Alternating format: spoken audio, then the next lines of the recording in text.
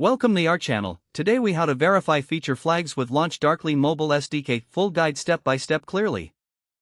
To verify feature flags with the LaunchDarkly mobile SDK, start by ensuring your development environment is set up. Install the LaunchDarkly mobile SDK for your platform, either iOS or Android. For iOS, use CocoaPods or Swift Package Manager to integrate the SDK into your project. For Android, add the SDK dependency to your Gradle file. Once the SDK is integrated, initialize it in your application. For iOS, create an instance of the LD client with your SDK key. For Android, use the LaunchDarkly client builder to create an instance.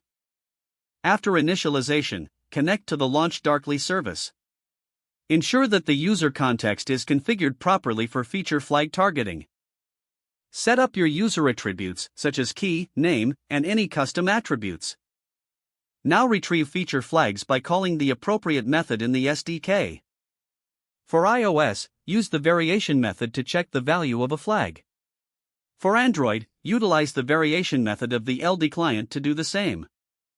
Log the feature flag values to verify they are being retrieved correctly. Make sure to test different attributes and combinations to see how the flags behave.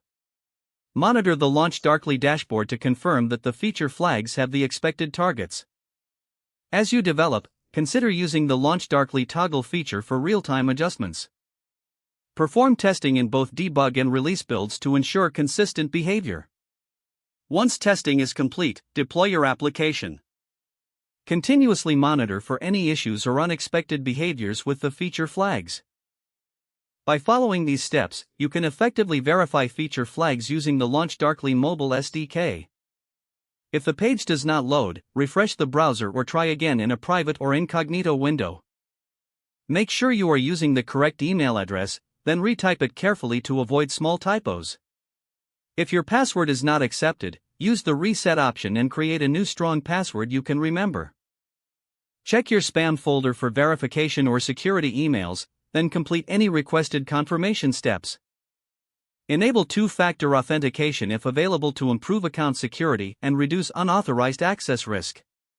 After signing in, review your profile details so your contact information and settings are accurate and current. If you see an error message, note it down and try again after restarting your device and internet connection. Don't forget to like this video and subscribe to our channel for more step-by-step tech guides.